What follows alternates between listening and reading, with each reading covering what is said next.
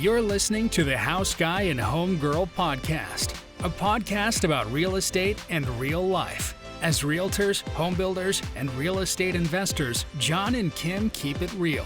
Former teachers turned real estate professionals, they have a heart for helping others. Join them each week as they discuss all things home. And now, here's your hosts, John and Kim. What's up, guys? It's me, John the House Guy, coming to you this week with a solo show. Going to talk to you a little bit about career change and how I was able to accomplish that really basically on self-education, spending a lot of time reading books, watching videos on the internet, listening to podcasts, and making a few choices that really changed the trajectory of my life. So if you know this about me, and some of you may and some of you may not, I spent 12 years as a high school band director. I was a high school teacher, and at a certain point in that career, I got really burned out. And so I had the opportunity. I didn't view it as an opportunity then, but it became an opportunity for me. I was stuck what I call babysitting a study hall about 5 or 6 hours a day. So I went to college to teach band and wanted to be a music teacher, and then wound up in this situation where I was all day long watching kids learn Spanish on the computer and basically going around and saying, "Are you logged in? Check your grades," and being completely bored 5-6 hours a day. And so as I tell people all the time, there's only like so much internet you can scroll through, right? After you spent an hour or two on there, there's not a lot of other activities you can do while you're just sitting at a desk. So I decided to start reading some books, and the more I learned about real estate, the more interesting it became. So I started out reading books that were business books, and I didn't really realize that I enjoyed business so much and reading and learning about that. And then as it developed, I really found my niche through a couple things. So today I just wanted to kind of go through, talk about a few of these books that were really instrumental in kind of changing my thought process and giving me the opportunity to become an entrepreneur and do the things that we're doing now. So first of all, before I get to this stack of books, I want to talk about probably the biggest influence I've had for my education in this entire process, and that has been the Bigger Pockets Real Estate Podcast. Most of these book recommendations came from the Bigger Pockets Real Estate Podcast, where I was listening to. They have a section on there where they ask for book recommendations for business books and for real estate books, and I read a lot. Most of these are from there, or the Bigger Pockets forums. When I was surfing the internet every day, I was really active in there and checking things out in there. Not so much anymore, but at that time in my life, it was really instrumental in changing the way I thought and helping me to realize what an opportunity there was in real estate. So let's dive into these books. The first book that I want to talk about is really one of the first books that I was, you have to ignore this old looking cover, but one of the very first books that helped me to realize that I enjoyed reading about business is Dale Carnegie's How to Win Friends and Influence People. And whether you're interested in business or real estate or anything, this book is a great book to read, and it's a wealth of information. And it basically just talks about how to treat people in a way that makes them want to do business with you, want to interact with you, want to be around you. My experience with this book, how I came to know this book, I was a substitute teacher before I got a real job. I was a substitute before I got a real high school band directing job. I was a substitute teacher, and I was filling in for a guy, and it was one of those deals where they had like professional development, and he was involved with that professional development, so they needed a substitute for like a week. And so I filled in his class for like a week, and he came by and because he was on campus. He came by and was speaking to me, and I remember like the conversation really was revolving around, this guy was a Spanish teacher, but it was revolving around band and how I wanted to teach band and how he thought that was so interesting and how cool it was and how he admired what we do. And I was like, man, I really like that guy, like he really cares about what I do.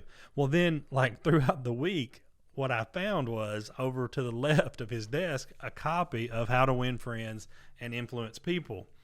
So I grabbed it and I was like, well, that's cool. He knows how to do that. Let me read the book. And then I found out that basically everything that he had done to make me like him as a person was from this book. And it was just mind-boggling how he had used those strategies in a way that, and I saw firsthand that they really had worked. Like, wow, that made a big impact on me. So I read that book while I was subbing for him that week. In a couple of days, I had this book read, and I recommend this to people. Grab this book and read it, How to Win Friends and Influence People. It's a super quick and easy read.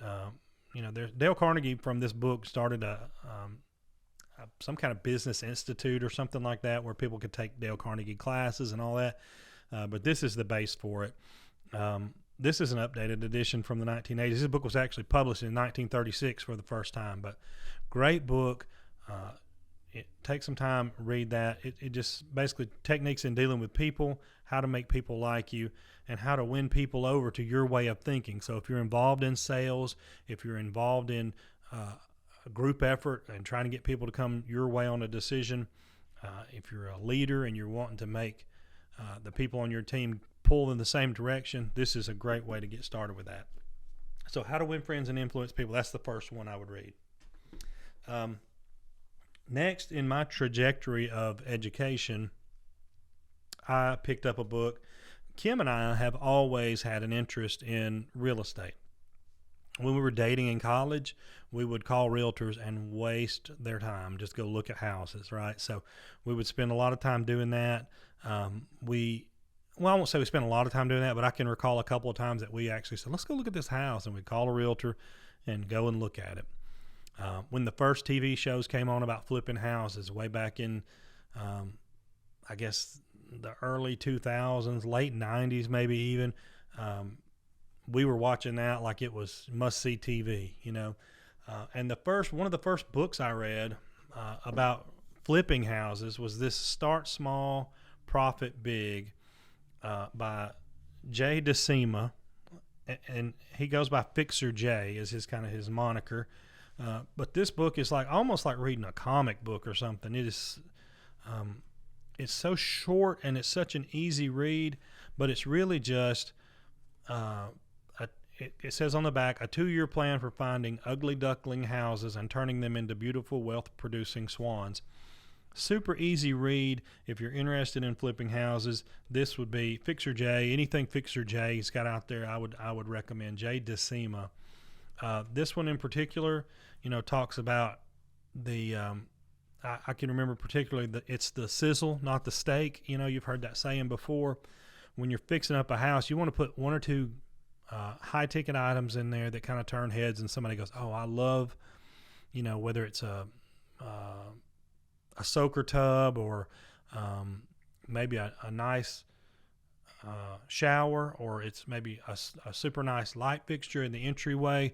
Just 1 or 2 things. You don't have to fix the whole house up like a multi-million-dollar property. You're in this to make profit, but if you just have a few wow factors, and Kim talks about that a lot too, a few sizzle factors is what he calls them.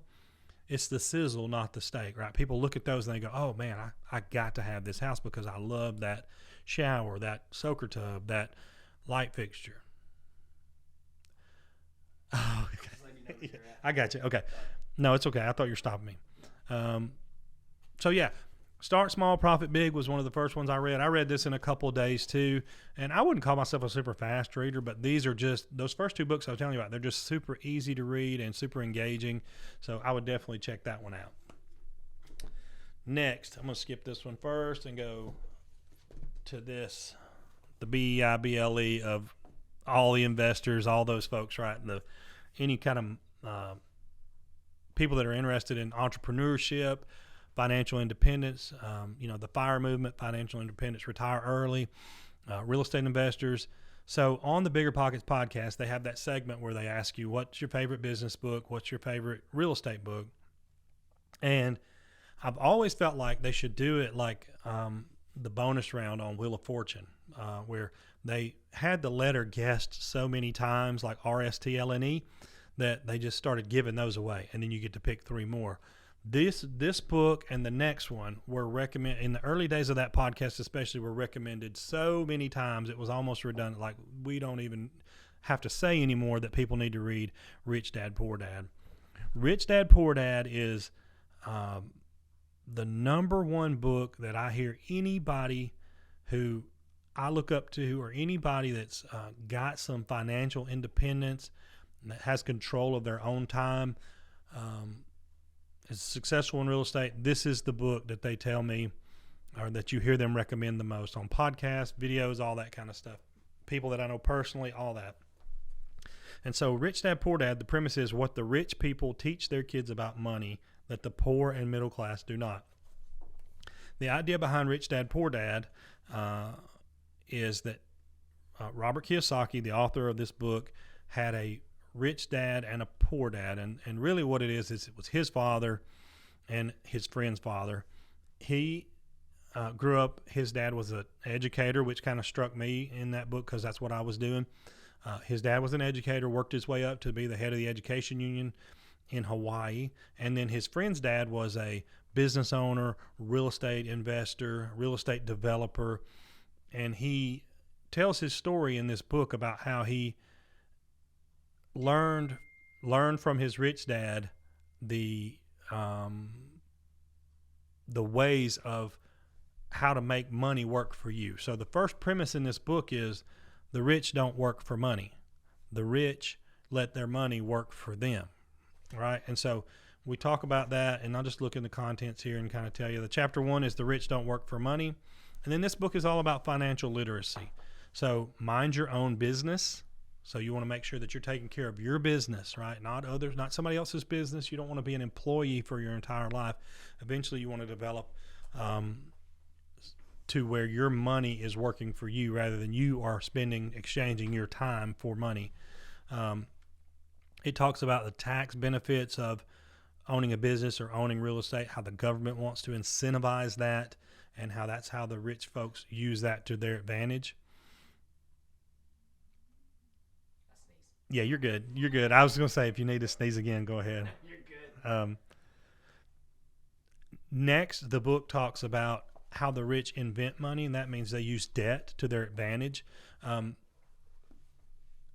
Talking about this before the show with Lance, we were talking about this versus the Dave Ramsey mentality, right? Because the rich folks, Rich Dad Poor Dad, recommends using debt. And of course, Dave Ramsey is anti-debt all the way around. So we were talking about which one is right. And so my opinion on that is that the Dave Ramsey debt snowball, no debt, debt is dumb and cash is king, that is for a certain demographic of folks, right, that use debt in an irresponsible way. They carry debt, they pay the interest, they don't pay that debt off.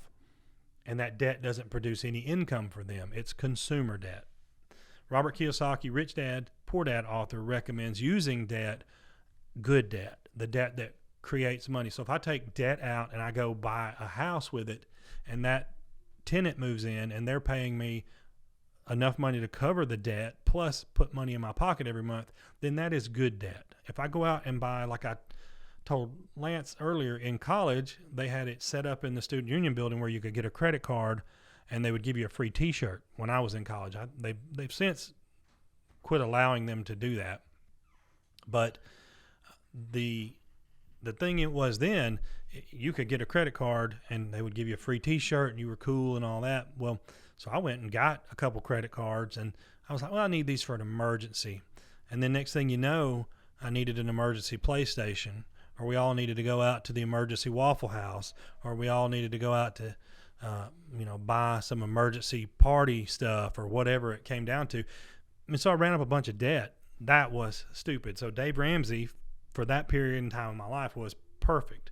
And the next phase of my life, where I had all the college loan debt and Kim had college loan debt, Dave Ramsey was perfect for that, right? Because we paid off a ton of student loan debt in a very short period of time using the debt snowball. And once we got to that point, then it was time for us to take some smart debt and use some debt to go flip our first house, buy our first rental property, and take that, take $40,000 in debt, turn it into $70,000 in our pocket, or $70,000 total, and take the profit off the top of that. So two different mentalities, right? Two different trains of thought there, but both are beneficial, but it depends on where you are in your financial walk. So that Rich Dad Poor Dad, definitely recommend that. If you're interested in just learning how to be financially independent, this book will really give you the framework to think about it. Now, the next book after that, same author, let me just skip ahead here. This book, The Cash Flow Quadrant. Okay, Robert Kiyosaki wrote this book, and this is really like the Rich Dad Poor Dad is kind of like the teaser for this book. It's kind of like this gets your appetite set for like this, and then you're like, oh, I really love that. I want to find out some more information. The Cash Flow Quadrant is really the next, the real guide to financial freedom. So it talks about the four ways to earn money. So E, B, S, and I. So you are, or actually let me go E, S, B, and I. So you're an employee. That's how, there's four ways to earn money. You're either an employee, which is E, right? You work for somebody else. You trade your time for money. You can be a service or self-employed. So you own a barbershop, or you own a construction company, or you own whatever it is, but you own a job basically, right? Like you figured out a way of something that you want to do, but you don't work for another person. You work for yourself, and you're self-employed, but you own your job. You don't necessarily own a business. It's your business, but really what you own is a job. The next way, once you get past those two, the biggest one, this side of the quadrant is the best side to be on, right? The B side over here, B stands for business. You own a business that works for you, right? In other words, the way to determine if you actually own a business or a job is if you left, right? If you left town for a month and you came back, would that business still exist? Or do you own a job? If you're an S, you own a job, right? Which is fine. There's nothing wrong with that. You own a job. You don't necessarily work for somebody else. You work for yourself. But if you want to own a business, right? If you want to own a business, that means you can leave it and come back and it's still generating money for you. And then finally, I stands for invest, right? So you invest in companies that you have absolutely nothing to do with. You make passive income by taking your money and putting it to work for you. So this is kind of like the framework for the ideas from Rich Dad Poor Dad. This gives you the actual real structure of how each of these should work. So the Cash Flow Quadrant, really important, good book. Along those same lines, the E-Myth. Now, this is the E-Myth for the real estate investor. I read it. I also read the E-Myth, the original E-Myth. The E-Myth, I think it's called the E-Myth Revisited. The E-Myth Revisited is better than this one. The Real Estate Investor is okay, but the E-Myth Revisited was really, really good. So I got a Post-it note here that kind of tells me, let me stick that on the back. So this book is all about how, like, the E-Myth means the entrepreneurial myth, right? Like you believe that you really love something, so you're going to build a business around it, right? So it talks about, in the actual E-Myth book, it talks about, and this book is by Michael Gerber. It talks about the myth that, oh, I love this, so I should make a business around this, right? So like it talks about a hypothetical pie maker, this lady who really loves pies, and she loves making pies and sharing that with her family and enjoys doing that in the process. So she decides, okay, I should start a business making pies. I'm going to open a pie shop.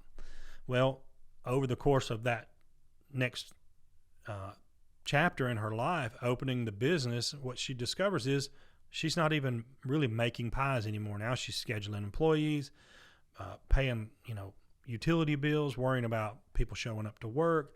All the things that she really loved about pie making have gone away. And so she kind of lost her way. And so the idea is, if you have something that you do, right, if you want to make it into a business, that's something totally separate and different.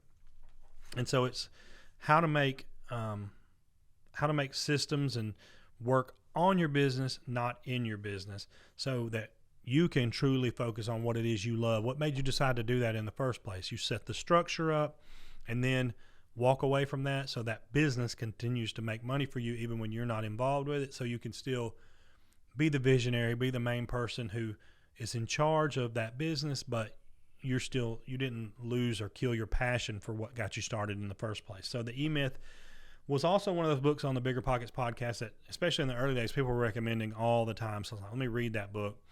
And I found it to be very good for just trying to set up systems and learn how to start a business without killing your love for what it is you got you into it in the first place. Next, The One Thing, Gary Keller, Jay Papasan. So Gary Keller is the next three books we're going to talk about, actually. Gary Keller and Jay Papasan, Dave Jenkins. These guys, so Gary Keller is the founder of Keller Williams Real Estate, super smart guy who understands how to scale a business and make it very clear to you how the instructions should be. That's why he was able to scale his business so well at Keller Williams, and he has a lot of pertinent information. So this book, The One Thing, really talks about how, whatever it is you decide to do, there's really only like one main thing that's going to keep you from getting to the point that you're trying to get to. And if you can boil everything down and find that, whatever it is, that one thing, then you can focus on that, hyper focus on that, and get to a point where you can have a breakthrough, go to the next level, find the next one thing, and just really getting hyper focused on your business. I had a marker here. Let's see. It's really, this book is primarily about goal setting. I had a couple things here that I had underlined when I read the book, and I was going through kind of reviewing for this show. Success is actually a short race, a sprint fueled by discipline, just long enough for habit to kick in and take over. So in other words, if you're trying to get one little principle, one thing going, if you'll just hyper focus on that for a short duration, eventually that becomes a habit. Whether it's people in your office that you're like, we need to really make sure we're going to do this. We're going to hyper focus on this one document that we want everybody to make sure they get done. We want to make sure that everybody's following up with these leads. We're going to make sure everybody's, doing this piece of paperwork, whatever it is. You want to hyper focus on that until it comes to a point where, okay, it's not an issue anymore. It is automatic. It's a habit, right? The other one is, you can become successful with less discipline than you think, for one simple reason. Success is about doing the right thing, not about doing everything right. So you pick one thing, just the one thing, and that's what you're going to focus on. And then you pursue that with a framework in mind from this. This book gives you a framework to how to consider it, and you move forward. And once you get that to the point where you don't have to think about it anymore, then move to the next thing. But The One Thing, really important book. It's a short book, easy read. Gary Keller, Jay Papasan. I highly recommend it. Those guys also wrote these next two books, and we'll kind of sum these up. I read them in kind of reverse order. I think The Millionaire Real Estate Agent was maybe the first book. I read The Millionaire Real Estate Investor as the first book. They're both very similar, right? And it's also, just like The One Thing, it's all about creating systems. It gives you a framework to say, okay, you want to be a millionaire real estate investor? Here's what you got to do. You got to think a million. So you got to believe that you can, right? Think a million. It says think a million.